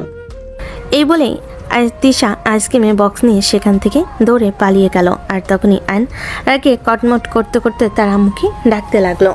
আম্মু, ওই আম্মু, কোথায় তুমি? তাড়াতাড়ি একবার এদিকে আসো। দেখো তোমার মেয়ে কি শুরু করেছে। আমার মেজাজ কিন্তু এখন একদম খারাপ হয়ে যাচ্ছে বলে দিলাম। আমি কিন্তু এই বাড়ি ছেড়ে কোথাও চলে যাব। তখনই আয়নের আম্মু নিজের রুম থেকে বের হয়ে আয়নকে বলতে লাগলো। কিরে, কি সমস্যা তোর? আমি তো সেটাই বুঝতে পারছি না। এভাবে শাড়ির মতো চেঁচামেচি করছিস কেন? এটা বিয়ে বাড়ি, আর সারা বাড়ি ভর্তি মেহমান। এভাবে চেঁচামেচি করে বাড়ি মাথায় তোলের মানেটা কি? আমি বুঝতে পারছি না তোমরা সবাই আমার সঙ্গে এরকম আচরণ কেন করছো। আমার বউ বলল আইসক্রিম খাবে, আমি বউয়ের জন্য আইসক্রিম নিয়ে এসেছি, আর তোমার মেয়ে আইসক্রিমের বক্স পুরোটা নিয়ে দৌড়ে কোথায় যেন চলে গেছে। এখন আমি আমার বউকে আইসক্রিম কোথা থেকে দেব? তুই তো জানিস বাড়িতে দুইটা মেয়ে মানুষ আছে, তাহলে একটা আনার কি প্রয়োজন ছিল? ও কি এমন দোষ করেছে? যা, তুই আরেকটা আইসক্রিমের বক্স এনে নদীকে দিয়ে দে। ওরে আল্লাহ, তুমি আমায় রক্ষা করো। এখন আবার আমাকে যেতে হবে। এটা ছাড়া তোর সামনে কোনো পথ খোলা দেখতে পাচ্ছি না। যা, গিয়ে নিয়ে আয়। আর দাঁড়িয়ে থেকে আর সময় নষ্ট করিস না এখানে, ওদিকে আবার মেহমান চলে আসবে। আয়ন তখন আর কোনো উপায়ন্ত না পেয়ে আবারও বাসা থেকে বের হয়ে গেল। কারণ সে যদি নদীর সামনে এখন গিয়ে এই কথা বলে তাহলে নদী তাকে আরও 5টা কথা শোনাবে, আর আইসক্রিম তাকে নিয়ে আসতে হবে। তাই বরঞ্চ এটাই ভালো হয় যে আইসক্রিম নিয়ে একবার নদীর সামনে গিয়ে দাঁড়াবে। তাই সে আবারও দারোয়ানকে দিয়ে আরেক বক্স আইসক্রিম আনিয়ে তারপর রুমে গেল। এদিকে নদী রেগে সে আগুন হয়ে আছে। আয়ন রুমে ঢুকতে নদী আয়নের কানে বলে দিয়ে রেগে গিয়ে বলতে লাগলো। এই হারামজাদা, এতক্ষণে তোর আসার সময় হলো? আমি সেই কখন থেকে বসে আছি আইসক্রিম খাওয়ার জন্য। আমি তো ভেবেছিলাম তোর জন্য এখন কোনো লোক পাঠাতে হবে তোকে খুঁজে আনার জন্য। না জানি রাস্তায় গিয়ে হারিয়ে গেছিস। এই দেখো, একদম ভালো হবে না বলে দিলাম। আমার কান ছেড়ে দাও, আমার লাগছে। লাগুক, তাতে আমার কি হয়েছে? তোকে আইসক্রিম আনতে পাঠিয়েছিলাম, আর 1 ঘন্টা পর তুই ফিরে এসেছিস। এতক্ষণে আমার আইসক্রিম খাওয়ার মুড চলে গেছে। যা, এগুলো ফ্রিজে রেখে আয়, পরবর্তীতে যখন খেতে ইচ্ছে করবে তখন খাবো। এই কথা শুনে আয়নের মেজাজ যেন আরো চটে গেল। সে বলতে লাগলো। তোমরা সবাই কি আমাকে চাকর পেয়েছো নাকি? আমি সেটাই বুঝতে পারলাম না। তখন এক বক্স আইসক্রিম নিয়ে আসলাম, তিশা সেটা নিয়ে দৌড়ে পালিয়ে গেল। তারপর আবার আরও একবার নিয়ে আসলাম। এখন কিনা তুমি বলছো তোমার খাওয়ার মুড চলে গেছে, এখন আবার নিচে গিয়ে সেটা আমাকে ফ্রিজে রেখে আসতে হবে। শোনো, তোমার যদি খাওয়ার ইচ্ছা থাকে তাহলে তুমি নিজেই সেটা করতে পারো, আর না হলে আমাকে এসব কথা বলে আর কোনো লাভ হবে না। আমার এখন ক্লান্ত লাগছে, আমি একটু বিশ্রাম নেব। এই বলে রাগে বিছানার উপর ধপাস করে শুয়ে পড়ল। আর তখনই নদী তার বুকের উপর এসে বলতে লাগলো। ওই হারামজাদা, কি বললি তুই? আমি তোর বউ লাগি? তুই আমার কথা মেনে চলবি না কার কথা মেনে চলবি? আমার কথা তোকে 100 বার মেনে চলতে হবে। যা, এখন গিয়ে আইসক্রিমের বক্সটা ফ্রিজে রেখে আয়, তা না হলে একদম চুম্মা মেরে নিঃশ্বাস বন্ধ করে দেব। আর তখনই নদী তার বুকের উপর উঠে বসে বলতে লাগলো। এই বলে সে যে আয়নের ঠোঁটের দিকে বাড়িয়ে দিবে, তখনই আয়ন তাকে ধাক্কা দিয়ে বিছানার উপর ফেলে দিল। কারণ আয়ন খুব ভালো করে জানে নদী যদি তার ঠোঁটের উপর চড়ে বসে তাহলে আর রক্ষে নেই, ঠোঁট দুটোর একদম বেহাল দশা করে ছেড়ে দিবে। আর এদিকে একটু পরে রিসেপশনের অনুষ্ঠান শুরু হবে। তখন আর মানুষের সামনে যার মতো অবস্থা থাকবে না। এমনিতেই গতকাল রাতে যা করেছে তাই অনেক হয়ে গেছে। অ্যান্ড আইসক্রিমের বক্সটা নিয়ে আবারও উঠে চলে আসে, আর তখনই তার আম্মু তাকে দেখে বলতে থাকে, কি রে, কি হলো? তুই আবার আইসক্রিমের বক্স নিয়ে এখানে কেন এসেছিস? পুরা কপাল আমার, অভাগা যেদিকে যায় সেদিকেই সমুদ্র শুকিয়ে যায়। একটা কথা আছে জানো না, আমার কাছেও ঠিক সেরকম তাই হচ্ছে। দেখ বাবা, এভাবে বলিস না। নদীর মতো শিক্ষিত, সুন্দরী, স্মার্ট, চাকরিজীবী একটা মেয়ে তোর বউ হয়ে এসেছে। এটা তোর ভাগ্যের ব্যাপার। আমরা তো হ্যারিকিন দিয়ে খুঁজলো তোর জন্য এরকম একটা বউ পেতাম না। হ্যাঁ, আমিও মনে মনে সেটাই ভাবছি। এটা শুধু আমার ভাগ্যের ব্যাপার না, আমার 14 পুরুষের ভাগ্যের ব্যাপার। এ বলে আয়ন তার আম্মুকে আর কোনো কথা বলার সুযোগ না দিয়ে আইসক্রিম বক্সটা ফ্রিজে ঢুকিয়ে দিয়ে সোজা সেখান থেকে বের হয়ে চলে গেল। রুমে এসে দেখতে পাই নদী ব্যালকনিতে দাঁড়িয়ে আছে। তাই সে আলমারি থেকে সিগারেটের প্যাকেটটা বের করে সেটা প্যান্টের পকেটে ঢুকিয়ে দিল, আর তারপর সেখান থেকে সোজা ছাদে চলে আসলো। ছাদের এক পাশে দাঁড়িয়ে সিগারেট খেতে থাকে আর মনে মনে ভাবতে থাকে, আল্লাহ, আমি জানি না পুনর্জন্ম বলতে কিছু আছে কিনা, তবে আমার মনে হয় আমি আগের জন্মে আমি অনেক বেশি পাপ করে ফেলেছিলাম, আর যার ফল আমাকে এখনও ভোগ করতে হচ্ছে। আল্লাহ, তুমি তো অসীম দয়াবান, আমাকে এসব অত্যাচার থেকে মুক্তি দাও। আমি এসব অত্যাচার আর সহ্য করতে পারছি না, আমি একটু মুক্তি চাই। তখনই পিছন থেকে কেউ একজন বলতে লাগলো, তোমার মুক্তি আমার হাতে মাই ডিয়ার ভাইয়া। এই যে তুমি সিগারেট খাচ্ছ, আর সেটার ভিডিও ফুটেজ আমি আমার মোবাইলে নিয়ে নিয়েছি। এখন সেটা তোমার বউয়ের কাছে তুলে দেব, আর তারপর কি হবে সেটা তুমি খুব ভালো করেই জানো। গলার আওয়াজ শুনে পিছন ফিরে তাকাই আয়ান, আর তখনই দেখতে পাই সেখানে তিশা দাঁড়িয়ে আছে আর এই কথাটা বলছে। তখনই আয়ান তিশাকে বলতে থাকে, আরে এসব তুই কি করছিস? তোর মাথা খারাপ হয়ে গেছে নাকি? তুই এক্ষুনি ভিডিও ফুটেজটা ডিলিট কর। এত সহজ নাকি? এতদিন তুমি আমাকে জ্বালিয়েছো, আর এখন আমি তোমাকে জ্বালানোর রাস্তা পেয়ে গেছি। তাই এখন থেকে তুমি বুঝতে পারবে আমি কি জিনিস। দেখ, একদম ভালো হবে না বলে দিচ্ছি। তুই এক্ষুনি এই ভিডিও ফুটেজ ডিলিট কর, তা না হলে কিন্তু আমার চাইতে খারাপ কেউ হবে না, এটা তোকে আমি বলে দিলাম। তুমি আমার কিছুই করতে পারবে না, যা করার আমিই করব। আর এটা তুমি এখন থেকেই ভালো বুঝতে পারবে। আচ্ছা, তুই কি চাইছিস সেটা আমাকে বল। তুমি এখন থেকে প্রতিদিন আমাকে 200 টাকা করে হাত খরচ দেবে। তুই পাগল নাকি মাথা খারাপ? যেখানে বাবা আমাকে 200 টাকা হাত খরচ দেয় না, আর সেখানে আমি তোকে কোথা থেকে 200 টাকা হাত খরচ দিব? তোমাকে বাবা কত টাকা দেয় আর কত টাকা দেয় না সেসব কিছু আমি জানি না, আর জানার কোনো প্রয়োজনও নেই। তবে আমি তোমাকে যেটা বলছি সেটাই তোমাকে করতে হবে, তা না হলে কিন্তু এই ভিডিও ফুটেজ তোমার বউয়ের হাতে চলে যাবে। লক্ষ্মী বোন আমার, এমন কিছু করিস না। আমি না তোর ভাই লাগি? আমার প্রতি তোর কি একটু মায়া দয়া নেই নাকি? কেন করছিস তুই আমার সঙ্গে এরকম? আচ্ছা ঠিক আছে, তুমি আমার ভাই বলে কথা। আমি তোমার জন্য এইটুকু স্যাক্রিফাইস করতেই পারি। যাও, আমি তোমাকে সহজ করে দিলাম। তুমি প্রতিদিন আসার সময় আমার জন্য একটা করে ক্যাডবেরি নিয়ে আসবে। দেখ বাবা, আমাকে প্রতিদিন 200 টাকা করে হাত খরচ দেয়, আর সেখানে তোর জন্য একটা ডেইরি মিল্ক আনতে গেলে আমার চলে যাবে 120 টাকা, আর তারপর থাকবে মাত্র 80 টাকা। আমার ভার্সিটিতে যাওয়া আসার ইচ্ছা করা হলো 50 টাকা, আর তারপর বাকি থাকবে 30 টাকা। তাহলে আমি 30 টাকা দিয়ে কি করব বলতে পারিস? সেই সব কিছু আমি জানি না, আর জানার কোনো প্রয়োজনও নেই। আমি তোমাকে যেটা বলেছি তোমাকে সেটাই করতে হবে। আর তুমি যদি আমার প্রস্তাব মেনে নিতে না পারো, আমার প্রস্তাব মেনে নিতে তোমার কোনো সমস্যা হয়, তাহলে আমি সোজা এই ভিডিও ফুটেজ তোমার বউয়ের হাতে তুলে দেব, আর তারপর যা হয় সেটা তুমি সামলে নিও। তখনই বেশ কিছুক্ষণ চুপ করে রইল আয়ান, আর তারপরে সে তিশাকে বলতে লাগলো, আচ্ছা ঠিক আছে, কোনো সমস্যা নেই, আমি তোর প্রস্তাবে রাজি। তবে দয়া করে এটা আমার বউয়ের হাতে তুলে দিস না, তাহলে আমার সঙ্গে কি হবে সেটা তো তুই খুব ভালো করেই জানিস। বোন হয়ে ভাইয়ের এত বড় ক্ষতি তুই করিস না। আচ্ছা ঠিক আছে, আমি আমার কথা রাখবো, আর তুমি তোমার কথা রেখো। আমি স্বার্থপর হলেও বেঈমান নই। বলতেই পিছন থেকে তিশার বান্ধবী বলতে থাকে, কি কিরে বান্ধবী, তুই এখানে? আর ওইদিকে সারা বাড়ি তোকে খুঁজে বেড়ালাম। আমাদেরকে দাওয়াত দিয়ে তুই লাপাত্তা হয়ে গেছিস।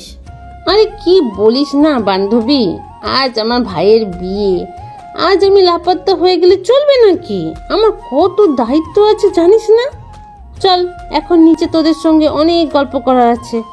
ভাইয়া আমি চলে গেলাম, তোকে যেটা বলেছি সেটা মাথায় রাখিস, আর যেন অন্যথা না হয়। এই কথা বলতে তিশা তার বান্ধবীদের নিচে নিয়ে গেল।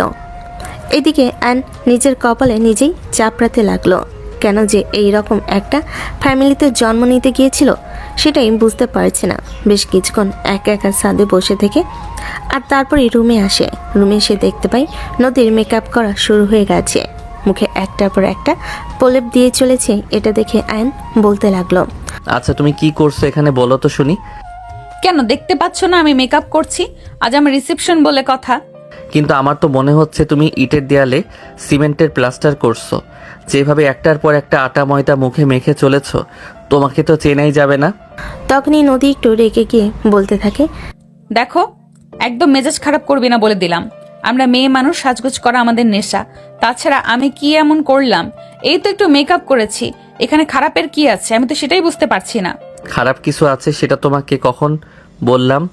আমি তো শুধু তোমাকে এটা বললাম যে তুমি যেভাবে মেকআপ করছো মনে হচ্ছে সিমেন্টের প্রলেপ দেওয়া আছে ইটের দেয়ালে। দেখো মেজাজ খারাপ করো না বলে দিলাম। মেহমানরা সব আসতে শুরু করে দিয়েছে, রেডি হয়ে নাও, আমাদেরকে নিচে যেতে হবে। তুমি রেডি হও, আমার রেডি হতে সময় লাগবে না। এই তো বড়জোর 5 মিনিট লাগবে, আমাদের তো আর আটা ময়দা লাগাতে হয় না। এই বলে অ্যান মোবাইলটা হাতে নিয়ে বেলকনিতে চলে গেল। আর এদিকে নদী তখন কোনো কথা না বলে নিজের মতো করে সাজগোজ করতে লাগলো। প্রায় 1.5 ঘন্টা পর নদীর সাজগোজ শেষ হলো। এদিকে অ্যান তখনও মোবাইলে ফেসবুকে স্ক্রল করছে বেলকনিতে বসে বসে। এটা দেখতে পেয়ে নদী বলতে লাগলো, এই কি ব্যাপার, তুমি এখনো এখানে বসে আছো কেন? তোমাকে আমি সেই কখন বললাম রেডি হওয়ার জন্য। এইদিকে বাড়িতে মেহমান সবাই চলে এসেছে, আর তুমি এখনো রেডি হওনি। আমি তো বললাম আমার রেডি হতে এত সময় লাগবে না, বড়জোর 5 মিনিট। বলে আয়ন রুমে আসলো আর আলমারি থেকে একটা পাঞ্জাবি পায়জামা বের করে গায়ে দিল। চুলটা কোনোরকম একটু সেট করে হাতে একটা ঘড়ি পরলো আর তারপরে নদীকে বলতে লাগলো, আই এম রেডি, চলো নিচে যাওয়া যাক। শুনে নদী কিছুটা অবাক হয়ে, এত তাড়াতাড়ি একজন মানুষের রেডি হতে পারে এটা নদীর জানা ছিল না। তাই সে আয়নকে বলতে লাগলো, তুমি মানুষ নাকি রোবট? এত তাড়াতাড়ি কেউ রেডি হতে পারে? আমি হতে পারি, কারণ আর কারোর মতো আমার এত মাথা লাগাতে হয় না। আমি ন্যাচারাল সুন্দর, বুঝতে পেরেছো? সেটা আর বলতে নাকি, তুমি সেই ছোটবেলা থেকেই অনেক কিউট। তাই তো ছোটবেলা থেকেই তোমার প্রেমে আমি হাবুডুবু খাচ্ছি। এই বলে নদী আয়নের গাল ধরে একটু টেনে আর তারপর বলতে থাকে, এই যে শোনো, তোমাকে একটু সতর্ক করে দিয়েছি, আজ বিয়ে বাড়ির অনুষ্ঠানে কিন্তু অনেক মেয়ে মানুষ আসবে। তুমি কিন্তু কারোর দিকে তাকাবে না, তা না হলে কিন্তু আমার চাইতে খারাপ কেউ হবে না। এটা শুনে রেগে যায় আয়ন আর তারপরে সে নদীকে বলতে থাকে, তোমার কি মনে হয় আমার চরিত্রে সমস্যা আছে? আরে বাবা, সেটা তোমাকে আমি কখন বললাম? তুমি দেখতে মাশাআল্লাহ যথেষ্ট হ্যান্ডসাম। তোমাকে দেখলে যে কোনো মেয়েই প্রেমের প্রস্তাব দিতে পারে। তাই আগে থেকেই তোমাকে সতর্ক করে রাখলাম। তোমার ঘরে কিন্তু একটা বউ আছে, এটা কখনো ভুলে যাবে না। এই বলে নদী আয়নের হাত ধরে রুম থেকে বের হয় আর সিঁড়ির দিয়ে নামছিল। তখনই দেখতে পাই নদীদের বাড়ি থেকে মেহমানরা সবাই চলে এসেছে। নদী আর আয়ন উপরে একসঙ্গে সিঁড়ি দিয়ে নামছে। এটা দেখে নদীর বাবা বলে ওঠেন, মাশাল্লাহ, আমার মেয়ের পছন্দ তো খারাপ নয়, দুজনকে খুব ভালো মানিয়েছে। আল্লাহ তাদের দুজনকে দীর্ঘদিন হাত দিক আর খুব ভালো রাখুক। এটা শুনে আয়ন ফিসফিস করে বলতে থাকে, এত দীর্ঘ হায়াত কামনা করার কি আছে? জুটিয়েছে তো দজ্জাল একটা মেয়ে, এর হাত থেকে যত তাড়াতাড়ি আমি মুক্তি পেতে পারি ততটাই মঙ্গল। কথাটাই একটু শুনে ফেলে নদী আর তখনই সে আয়নকে বলতে থাকে, এই তুমি বিড়বিড় করে কি বলছো? একটু স্পষ্ট করে বলো তো আমি শুনি। কই না তো, আমি কিছু বলিনি। আমি তো শুধু এটাই বলছিলাম যে তোমার মতো বউ পাওয়া ভাগ্যের ব্যাপার। শিক্ষিত সুন্দরী স্মার্ট এমন বউ পেতে হলে 7 জন্মের ভাগ্য লাগে, তাও আবার সিনিয়র। হ্যাঁ, তুমি একদম ঠিক কথাই বলেছো। আমিও মনে মনে সেরকমটাই ভাবছিলাম। আচ্ছা ঠিক আছে, এখন চলো স্টেজে যাওয়া যাক। এই বলে আয়ন নদীকে নিয়ে স্টেজে এসে বসলো। আর এদিকে একে একে সব মেহমানরা আসতে লাগলো আর তাদের হাতে গিফট তুলে দিতে লাগলো। নদী তো প্রচণ্ড খুশি গিফট পেয়ে। আসলে মেয়েরা গিফট পেতে খুব ভালোবাসে। অপরদিকে আয়ন মুখ গোমরা করে বসে আছে, তার মুখে কোনো হাসি নেই। এদিকে তখনই তার বাবার অ্যাসিস্ট্যান্ট রিতা গিফট হাতে নিয়ে স্টেজে ওঠে আর সেটা নদীর হাতে তুলে দেয়। আয়নকে মুখ গোমরা করে বসে থাকতে দেখে রিতা বলতে থাকে, কি ব্যাপার ছোট স্যার, আপনার বউ এরকম গোমরা কেন? এত সুন্দরী একটা বউ পেয়েছেন, চাকরিজীবী, তার উপর আবার আপনার সিনিয়র। আপনার তো অনেক খুশি থাকার কথা, কিন্তু এভাবে মুখ গোমরা করে বসে থাকার কারণটা কি?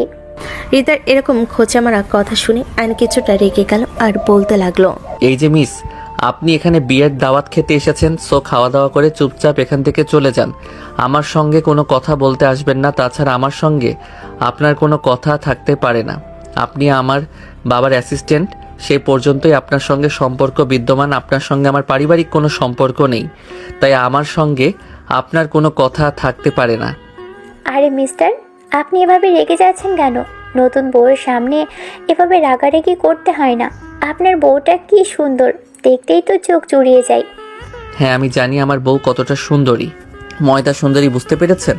এখন দয়া করে এখান থেকে বিদায় হন। আমি কারোর সঙ্গে কথা বলতে চাই না, আপনার সঙ্গে তো একদমই নয়। রিতা তখন আয়নের সঙ্গে আর কোনো কথা না বলে সে চুপচাপ সেখান থেকে চলে গেল।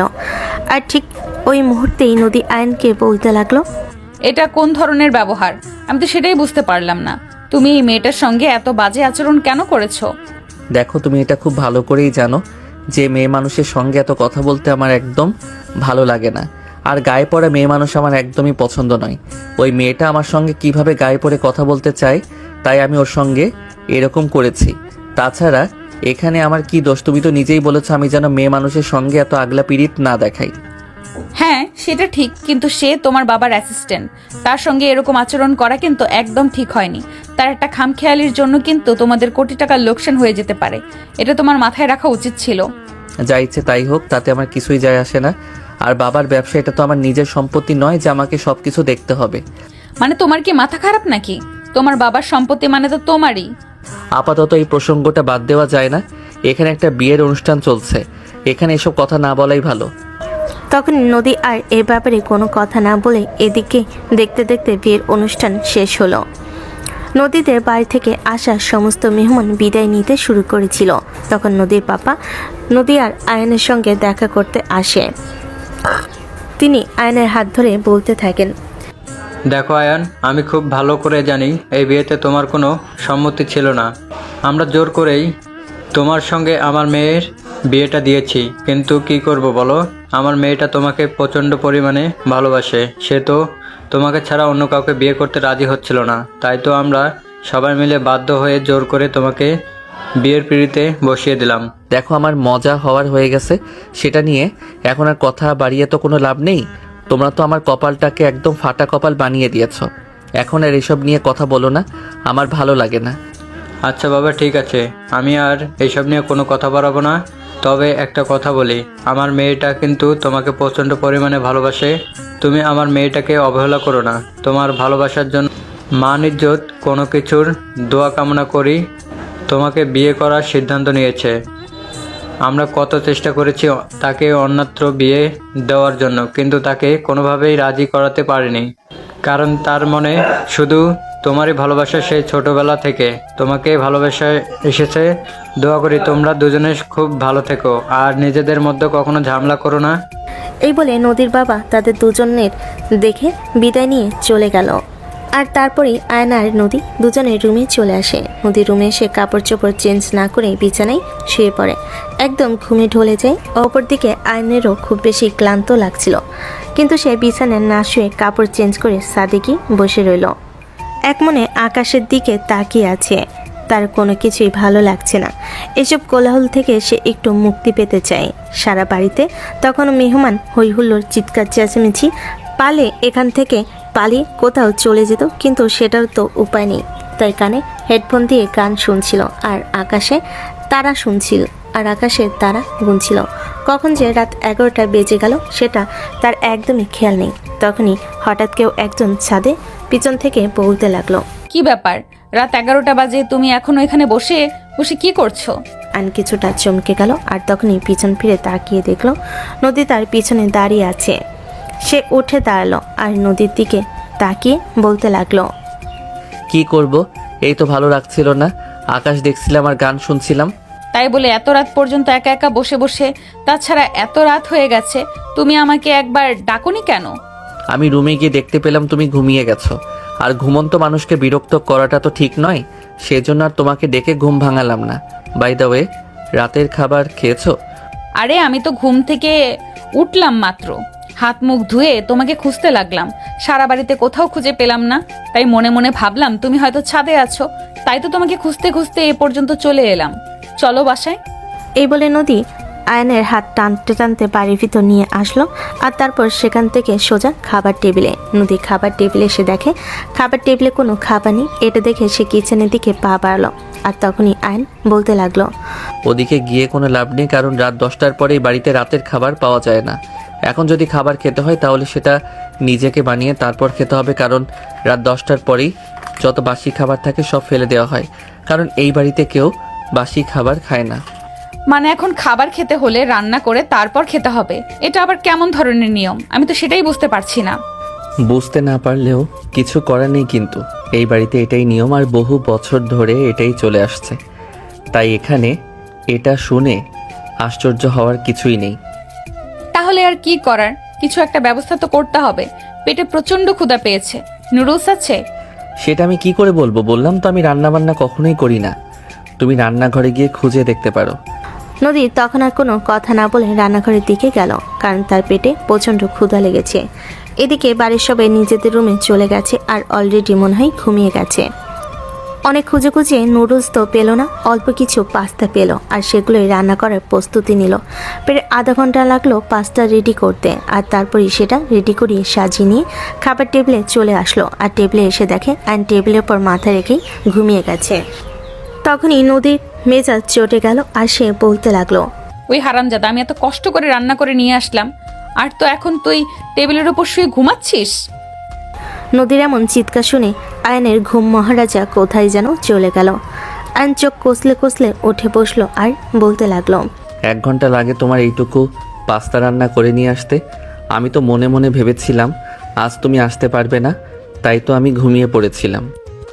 যাও তাড়াতাড়ি চোখে পানি দিয়ে আসো, আমার পেটে প্রচন্ড ক্ষুধা লেগেছে, তা না হলে কিন্তু সম্পূর্ণ খাবারটা আমি একাই খেয়ে নিব। আইন তখন আর এক মুহূর্ত দেরি না করে তাড়াতাড়ি করে বেসনে গিয়ে চোখে মুখে পানি দিল, তারপরে খাবার টেবিলে এসে বসলো। এদিকে তখনই অর্ধেক খাবার খেয়ে নিয়েছে। এটা দেখে আইন বলতে লাগলো, আরে তুমি মানুষ নাকি অন্য কিছু, আমি তো সেটাই বুঝতে পারছি না। তুমি আমাকে বললে চোখে পানি দিয়ে আসতে, আর 2 মিনিট হলো না তুমি অর্ধেক খাবার খেয়ে নিয়েছো। তোকে আমি বললাম না আমার প্রচন্ড ক্ষুধা লেগেছে, আমাকে খাবার খেতে হবে, তাই তো আমি খাবারটা খেয়ে নিয়েছি। যাই হোক, এখানে অর্ধেকটা রয়ে গেছে, তুই এটা খেয়ে নে, তারপর না হয় সকালবেলা নাস্তা করিস। এখন রান্নাঘরে এইটুকু পাস্তাই ছিল, বেশি থাকলে আমি বেশি রান্না করতাম। এই বলে নদী খাবারের প্লেটটা আয়নের দিকে বাড়িয়ে দিল। আর এদিকে আয়ন তখনও কোনো কথা না বলে খাবারটা খেয়ে নিল, কারণ তারও পেটে প্রচণ্ড ক্ষুধা লেগেছে। খাওয়া দাওয়া শেষ হলে দুজন রুমে চলে গেল। আর এদিকে আয়ন মাত্রই বিছানায় শুয়ে ঘুমিয়ে পড়ে। এটা দেখে নদী প্রচণ্ড মেজাজ খারাপ হয়ে যায়, কারণ নদী রুমে এসে ওয়াশরুমে গিয়েছিল ফ্রেশ হওয়ার জন্য। আর ফ্রেশ হয়ে এসেই দেখে আয়ন ঘুমের রাজ্যে রাজত্ব করতে চলে গেছে। তখনই নদী ড্রেসিং টেবিলে উপরে থাকা পানির গ্লাসটা হাতে নিয়ে পুরো 1 গ্লাস পানি আয়নের মুখের উপর ঢেলে দিল।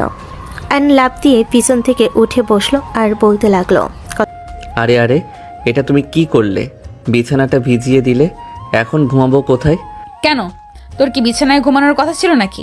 তোকে আমি বলেছি না তুই আমার স্বামী, এখন থেকে প্রতিদিন তুই আমার বুকে মাথা রেখে ঘুমাবি, বিছানায় তোর কোনো জায়গা হবে না। আরে তুমি পাগল নাকি? তোমার বুকে আমি কিভাবে ঘুমাবো? তোমার বুকে ওই যে উঁচু উঁচু 2টা আছে, ওইগুলোর জন্য তো আমি ঠিক মতোই শুতেই পারি না, মাথাটাই রাখতে পারি না, তাহলে ঘুমাবো কিভাবে? দেখ, একদম বাজে কথা বলবি না, ওই দুটো তো তোকে খাওয়ানোর জন্যই রেখেছি, তাছাড়া আমার ওই দুটো এতটাও বড় হয়ে যায়নি, নিজেই ঘুমাতে পারবি না, আমি তো তোর জন্যই রেখে দিয়েছি। হায় আল্লাহ, এসব তুমি কি বলছো? তোমার কি একটু লজ্জা করে না? ওই হারামজাদা, আমার লজ্জা করবে কেন? আমি কি পাশের বাড়ির বেটাকে এইসব কথা বলছি নাকি? আমি তো আমার জামাইকে এইসব কথা বলছি। আর আমি তো আমার জামাইয়ের জন্যই এই দুটোকে এত যত্ন করে রেখেছি, প্রেম পর্যন্ত করিনি বয়ফ্রেন্ড স্পর্শ করবে বলে। সেটা না হয় ভালো করেছো, কিন্তু তাই বলে আমি ওসব করতে পারবো না, আর তোমার ওখানে আমি ঘুমাতে পারবো না। দেখ, মেজাজ খারাপ করিস না বলে দিলাম। আমি যেটা বলেছি সেটা তোকে করতে হবে, এছাড়া তোর হাতে অন্য কোনো উপায় খোলা নেই। প্লিজ আপু, এমন করো না। কথাটা শুনতে নদীর মেজাজ 360 ডিগ্রি অ্যাঙ্গেলে গরম হয়ে গেল আর সে বলতে লাগলো, একদম থাপ্পড় দিয়ে তোর 36টা দাঁত ফেলে দিব। আমি তোর আপু লাগি? বললাম না আমি তোর বউ লাগি। আমাকে বউ বলে ডাকবি, নয়তো নাম ধরে ডাকবি। আচ্ছা, তুমি এমন কেন আমি তো সেটাই বুঝতে পারছি না। আমার দাঁত সবার মাত্র 28, এখনো 32 হয়নি, আর তুমি কিনা বলছো 36টা ফেলে দিবে, বাকি 4টা দাঁত কোথা থেকে আসবে? আমি তো সেটাই বুঝতে পারছি না। বাকি 4টা আমি বানিয়ে দেব, ওসব নিয়ে তোকে চিন্তা করতে হবে না। এখন চল আগে তোর সঙ্গে একটু T20 খেলবো, আর তারপর তোকে জড়িয়ে ধরে একটু ঘুমাবো। আর তোকে একটা কথা ভালোভাবে মনে করিয়ে দিচ্ছি, আজ কিন্তু একদম আমার ঘুম নিয়ে ডিস্টার্ব করবি না। আজ যদি সকালবেলা আমার ঘুম ভাঙিয়ে দিস তাহলে কিন্তু তোর কপালে খারাপ হবে, এটা তোকে আমি বলে দিলাম। T20 খেলবে মানে? কাল তুমি যেটা আমার সঙ্গে করেছো ওটাই অনেক, হাজারো সব কিছু হবে না। আজ আমার পছন্দ ঘুম পেয়েছে। বললেই হলো? তুই বলবি আর আমি তোকে ছেড়ে দিব? এটা তুই ভাবলি কি করে? তুই আমার জামাই লাগোস, আর আমি তোর জন্য দীর্ঘ 21 বছর অপেক্ষা করেছি তোর একটু ভালোবাসা আদর পাওয়ার জন্য। আর এখন তোকে কাছে পেয়ে আমি সেই সব কিছু ছিনিয়ে নেব? না, এটা তুই ভাবিস কি করে? আরে বললাম তো, আমার শরীরটা ক্লান্ত লাগছে, এসব কিছু আজ হবে না। আমি পারবো না কিছু করতে। আচ্ছা ঠিক আছে, তোকে কোনো কিছু করতে হবে না, যা করার আমি নিজেই করে নেব। তুই চুপচাপ শুয়ে থাক, আমাকে আমার মতো আমার কাজ করতে দে, কারণ বহু সাধনার পরে তোকে পেয়েছি। আর যদি তোর থেকে ভালোবাসা নিতে না পারি তাহলে এত কষ্ট পেয়ে কি লাভ হলো? কাল রাতে তো একবার করেছো, আমার ওটাকে একদম শেষ করে দিয়েছো। প্লিজ ওটাকে একটু আজ শান্তিতে থাকতে দাও। তোর ওটাকে শান্তিতে থাকতে দিলে যে আমার ওটা শান্তি পাবে না, তখন কি হবে? আর আমার মনটাও ভালো হবে না। তাই আগে নিজের চিন্তা করতে হবে। আমি আগে আমাকে ভালো রাখবো, আর তারপরে তোর চিন্তা করব। প্লিজ এমন করো না আমার সঙ্গে। কিন্তু কে শুনে কার কথা নদী আয়নকে ধাক্কা দিয়ে পিছনে উপর ফেলে দিল আর তারপরে ধপাস করে তার বুকে শুয়ে পড়ল। আয়নের কানে নদীর হাতটা নিয়ে আস্তে আস্তে সেটা গলার দিকে নামিয়ে নিতে লাগলো আর বলতে লাগলো, কি আছে তোর মাঝে? আমি তো সেটাই বুঝি না। তুই কেন আমাকে এইভাবে চুম্বকের মতো আকর্ষণ করিস? তোর থেকে নিজেকে দূরে রাখতে চাইলেও নিজেকে দূরে রাখতে পারি না। আমার মাঝে কিছুই নেই, আমি তোমাকে একটু আকর্ষণ করিনি। তুমি নিজেই আমার কাছে চলে আসো আর আমার কাছে থাকতে চাও। চাইবই ততই। এমনই তো একটা জিনিস যাকে আদর করে বুকে আগলে রাখতে হয়, তা না হলে যদি তুই আবার হারিয়ে যাস। বলে নদী আয়নের 2 ঠোঁটে হাত রাখলো আর আস্তে আস্তে করে একটু নাড়া দিয়ে বলতে লাগলো, উফ, তোর ঠোঁট দুটো রে ইচ্ছা করে একদম কামড়ে খেয়ে ফেলি। এই না, একদম না। তুমি কাল আমার এই 2 ঠোঁটের উপর অনেক অত্যাচার করেছো, আজ আর কোনো অত্যাচার করবে না। আবার ঠোঁট দুটো একদম ফুলে গেছে। সারাদিন কত কষ্ট করে ঠোঁটগুলো কামড় দিয়ে ধরে রেখেছি, কাউকে কোনো কিছু বুঝতে দেইনি, কিন্তু আজ এরকম করবে না। আরে আমার বোকা জামাইয়ের কথা শোনা, তুই নিজেকে কি ভেবেছিস? তুই এসব ফালতু কথা বলবি আর আমি তোকে ছেড়ে দেব? এটা তুই ভাবলি কি করে? প্লিজ, আমি তোমার 2টা পায়ে পড়ি রিকোয়েস্ট করে বলছি, আমার সঙ্গে এরকমটা করো না। আমি না তোমার ভাই লাগি? হারামজাদা, তুই আমার জামাই লাগোস, বুঝতে পেরেছিস? তোর সঙ্গে সোজা কথায় কাজ হবে না, আঙুল বাঁকাতে হবে। বলেই আয়নকে আর কোনো কথা বলার সুযোগ না দিয়ে নদী আয়নের ঠোঁট দুটো নিজের দখলে নিয়ে নিল আর তারপর ইচ্ছে মতো চুষতে লাগলো। এদিকে আয়ন নিজেকে চানোর জন্য চেষ্টা করছিল, কিন্তু কোনোভাবেই পারছিল না, কারণ নদী আয়নের হাত দুটো বিছানার সঙ্গে শক্ত করে চেপে ধরে রেখেছিল, যাতে আয়ন একটু নড়াচড়া করতে না পারে। প্রায় 10 মিনিট পর আয়নের ঠোঁট দুটো নিয়ে এভাবে খেলা করে আর তারপর ঠোঁট দুটো ছেড়ে দিয়ে আয়নের গলার নিচে মুখ ডুবিয়ে দেয় আর আবারও গলায় কিস করতে থাকে। আর সেই সঙ্গে এক হাতে আয়নের নাভিতে বেশ কিছুক্ষণ ঘষাঘষি করলো, তারপর হাত আস্তে আস্তে নিচের দিকে নিতে থাকে। এটা দেখে আয়ন নদীকে বলতে থাকে, এই প্লিজ ওদিকে যেও না, ওটা দাঁড়িয়ে যাবে। না দাঁড়ালে তোর সঙ্গে করব কি করে? তোর সঙ্গে মজা নেব কিভাবে? প্লিজ আজ আমাকে ছেড়ে দাও, ভালো লাগছে না।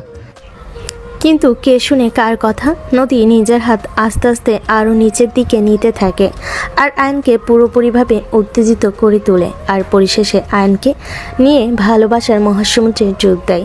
প্রায় 2 ঘন্টা ধরে চলে তাদের এই ভালোবাসার আদান প্রদান পর্ব। এদিকে আয়ন একদম ক্লান্ত হয়ে গেছে, তাই নদীর কাছ থেকে ছাড়া পাওয়া মাত্রই সে ক্লান্ত হয়ে বিছানায় শুয়ে পড়েছে আর এমনভাবে হাঁপাচ্ছে যেন তৃতীয় বিশ্বযুদ্ধ শেষ করে এসেছে।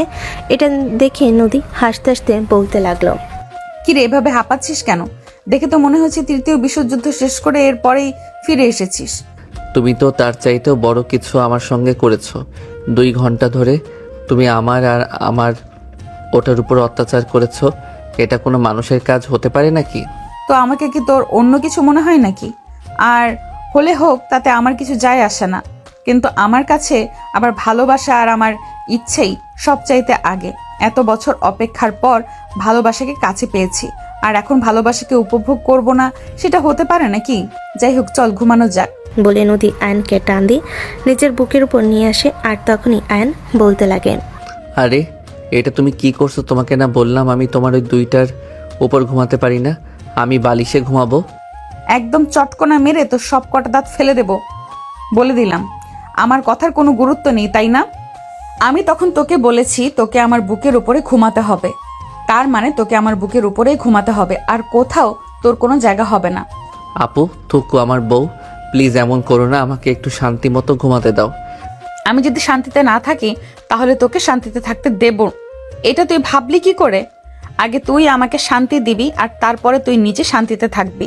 তোকে যদি আমার বুকে জড়িয়ে ধরে না রাখি তাহলে আমার নিঃশ্বাস নিতে কষ্ট হবে, আমার বুকটা ফাঁকা ফাঁকা লাগবে। এটা তো আমি হতে দিতে পারি না। বলেই নদী আয়নকে আরও শক্ত করে জড়িয়ে ধরে আর ঘুমিয়ে পড়ে। কিন্তু আয়নের কোনোভাবেই ঘুম আসছিল না। নদীর নিঃশ্বাসের শব্দ আর সেই সঙ্গে সমান্তালে বুকের ওঠানামা।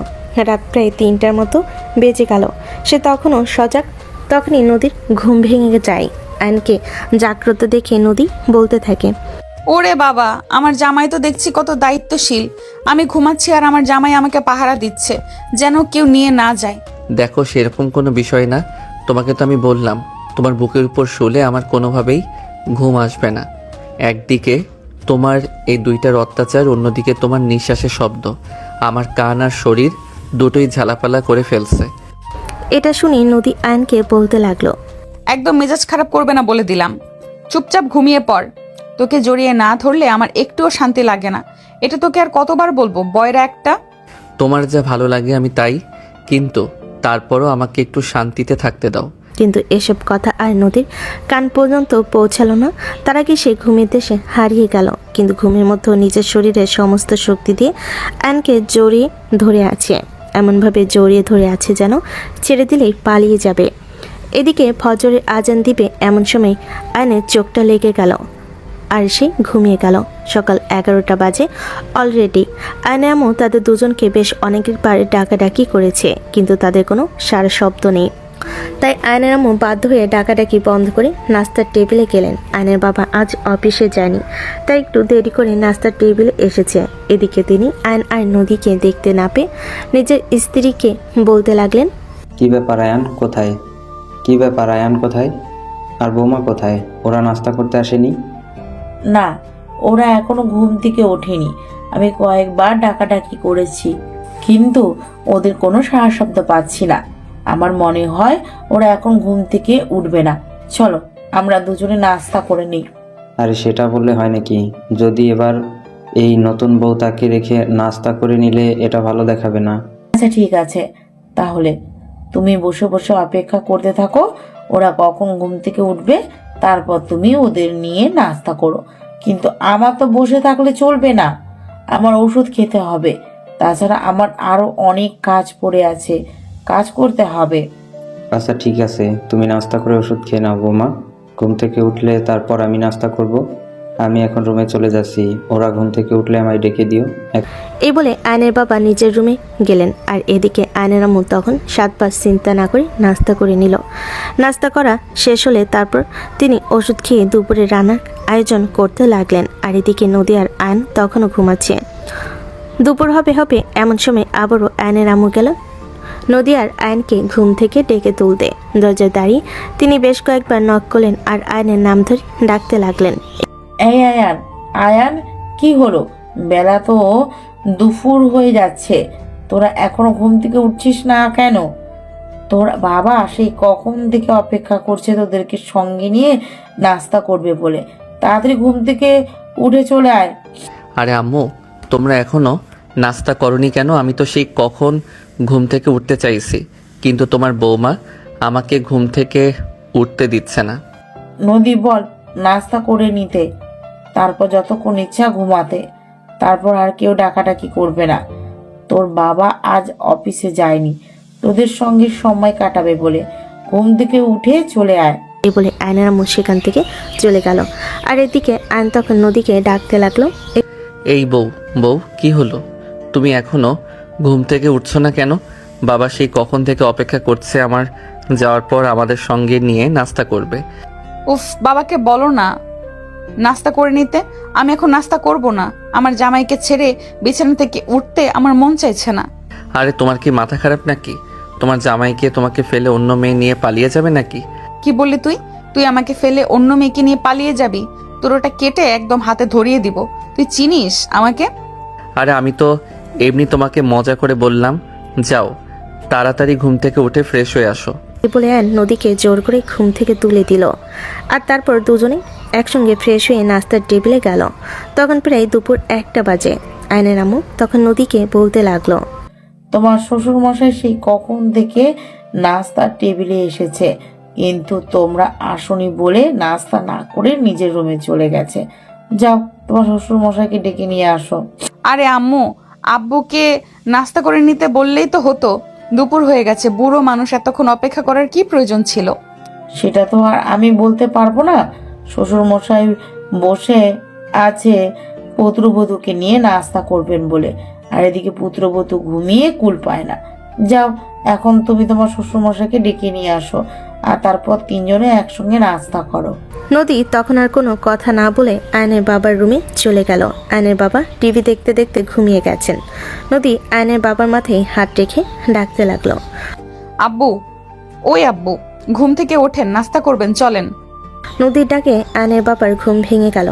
আর তিনি চোখ মেলে তাকিয়ে নদীকে দেখতে পেয়ে বলতে লাগলেন। আরে বৌমা, তোমরা ঘুম থেকে উঠে গেছো? আমি তো তোমাদের জন্য অপেক্ষা করছিলাম। চলো যাওয়া যাক, একসঙ্গে নাস্তা করে নেই, তারপর তোমাদেরকে নিয়ে একটু অফিসে যাব।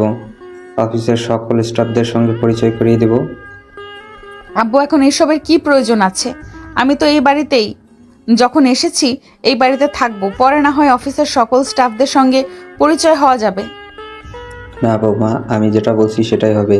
তুমি এখন আর আজকে আমার সঙ্গে অফিসে যাবে।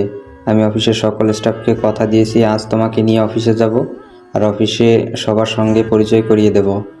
সেই সঙ্গে অফিসে সবাই আমার ছেলের বিয়ের মিষ্টি খেতে চাইছে। তুমি নিজের হাতে তাদের সবার হাতে মিষ্টির প্যাকেট তুলে দিবে, এটা তোমার কাছে আমার আবদার। তখন কিছুক্ষণ চিন্তা করলো নদী, আর তারপর তার শ্বশুর মশাইকে বলতে লাগলো। আচ্ছা আব্বু, ঠিক আছে, কোনো সমস্যা নেই। আপনি যেরকমটা বলবেন আমি সেরকমটাই ট্রাই করব। হাজার হোক, আমি আপনার পুত্রবধূ বলে কথা।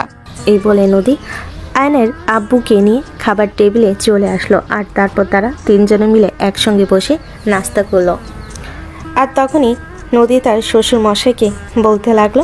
দেখুন আব্বু, আপনার এখন বয়স হয়েছে, আপনি কখনোই আমাদের জন্য খাবার টেবিলে বসে থাকবেন না। আপনার যখন খাবার খাওয়ার সময় হবে তখন খাবার খেয়ে নেবেন। আমাদের জন্য অপেক্ষা করে নিজের শরীর নষ্ট করবেন না। আর এটা তুমি কি বলো? তুমি আমার ছেলের বউ, আমার আর একটা মেয়ের মতো। তোমাকে ফেলে রেখে আমি কিভাবে নাস্তা করে নিই? দেখুন, আপনাদের এখন সময় মতো খাবার খাওয়া উচিত। আমরা না হয় কোনোদিন ঘুম থেকে একটু দেরি করে উঠি, কিন্তু তাই বলে কেন আপনাকে এতক্ষণ অপেক্ষা করতে হবে? আমি আপনাকে বলেছি আমি কিছুই মনে করব না। যখন আপনার খাবার খাওয়ার সময় হবে আপনি সময় মতো খাবারটা খেয়ে নেবেন।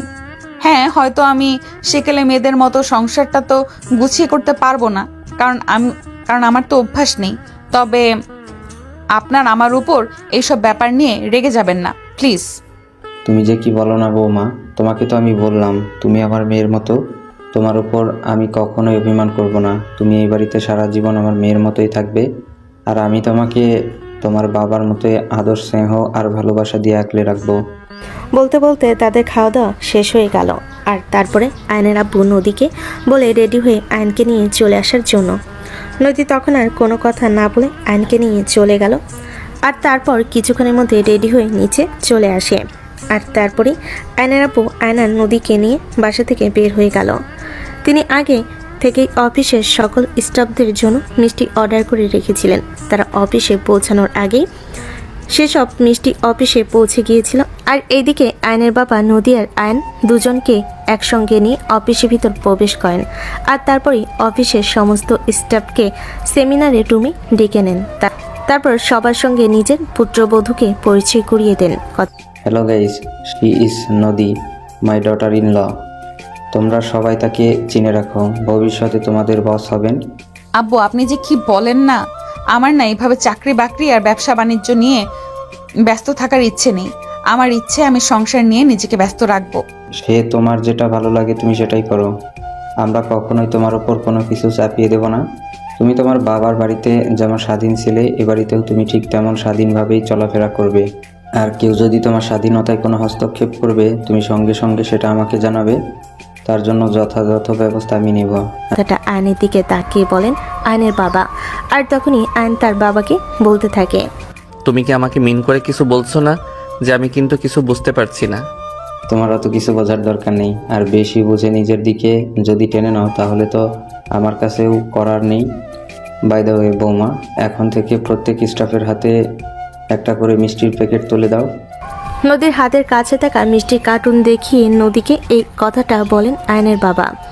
নদী তখন তার শ্বশুরের কথা মতো অফিসে প্রত্যেকটা স্টাফের হাতে মিষ্টির প্যাকেট তুলে দেন আর সবার সঙ্গে কৌশল বিনিময় করেন। এভাবেই চলে গেল প্রায় 2 ঘন্টা সময়। ইতিমধ্যে বিকেল হয়ে এসেছে। তখন আয়নের বাবা নদীকে বলতে থাকে, বৌমা চলো, আজ তোমাকে নিয়ে একটা জায়গায় যাব। কোথায় যাবেন আব্বু? সেটা সেখানে গেলেই দেখতে পাবে। প্রশ্ন না করে চলো আমার সঙ্গে। এই বলে আয়নের বাবা নদীর হাত ধরে অফিস থেকে বের হলো। আর এদিকে আয়ন বাধ্য ছেলের মতো তাদের পিছন পিছন চলে আসলো। সবাই মিলে একসাথে গাড়িতে উঠে বসলো। আর তারপরে আয়নের বাবা ড্রাইভারকে গাড়ি স্টার্ট করতে বলল। একটা রেস্টুরেন্টের সামনে এনে গাড়িটা দাঁড় করালো। আর তারপরে আয়নের বাবা নদী আর আয়নকে দুজনকে সঙ্গে নিয়ে গাড়ি থেকে নামলো। তখনই নদী বলতে লাগলো, আব্বু আপনি আমাকে এখানে কেন নিয়ে এসেছেন? আমরা তো একটু আগেই বাসা থেকে খাওয়া দাওয়া করে তারপরেই বের হয়েছি। কথা না বাড়িয়ে চলো তো আমার সঙ্গে। এখানে ফুচকা পাওয়া যায়। আমি জানি মেয়েরা ফুচকা খেতে ভীষণ পছন্দ করে, আমারও খুব ভালো লাগে। তাই আমি সিদ্ধান্ত নিয়েছি আজ তোমাদের দুজনকে সঙ্গে নিয়ে ফুচকা খাবো। ফুচকার কথা শুনে নদীর জিভে জল এসে গেল।